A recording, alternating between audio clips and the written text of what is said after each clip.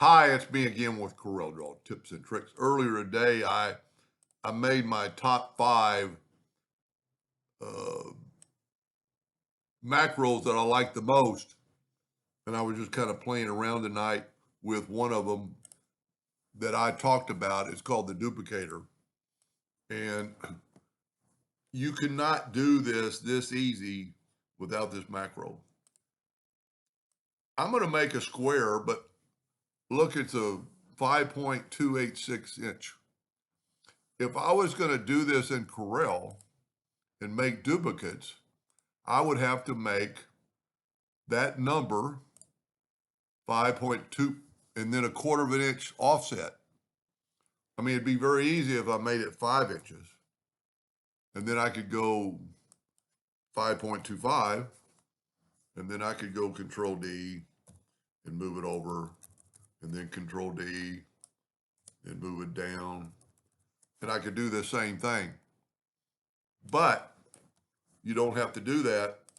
And there is another way in Corel, but look, we're going to make an oddball shape.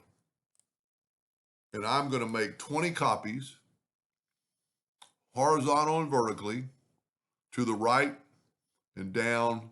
And I want the space between a quarter of an inch.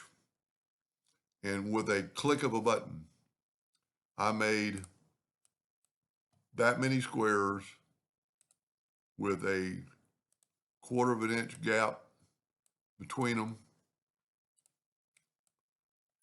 And you can't tell me that that's not cool. Now, there's a lot of things you can do with this. I mean, you can change the distance. You can, I mean, it's taking in effect the size. And I'll leave a link to just this one. Earlier today, when I did the 5, I left his blog that has all of them. But here's one thing you can do with this. Select it all, hold down the shift key and double click your rectangle tool, and you get a rectangle. Let's select them again.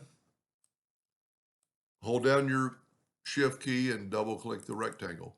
And what that did, that put a box around our item. So now we could use the Smart Fill tool. I used white earlier, but I'm going to use something other than white so we can see it. Let's use that turquoise. And then let's take this and make it all black. Go ahead and go to Object, Order, Backup Page. And then let's move it to there. And I have turquoise. Now, those aren't really lines, so I can select it all. And I can left click no outline. So now I have looking like 5 or the boxes, 40 boxes, um, looking like that. I mean, I've got, I have to click on this and click. Okay, there's a magical item, ghost item there. And what am I doing? Yeah, there's a bunch of ghosts because I want to really select the black.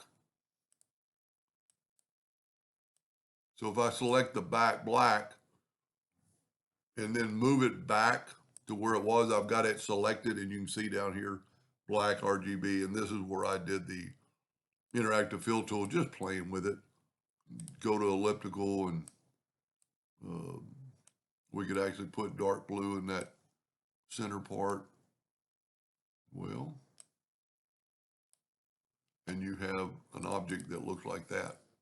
Not saying you ever do it, but because it's so neat to be able to just make an array of cubes if you ever needed them. Let's open that macro again. Let's go to Tools, Scripts, and I've got it right here, a duplicator. And let's do that again with maybe a smaller cube.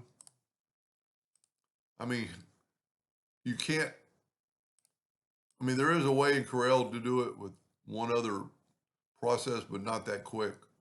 And what's cool about this, we could take Control G to group that together, and just, I like playing, get the twirl tool and set it on like 20 inches. Wow, look how big that my box is because I'm working off the page.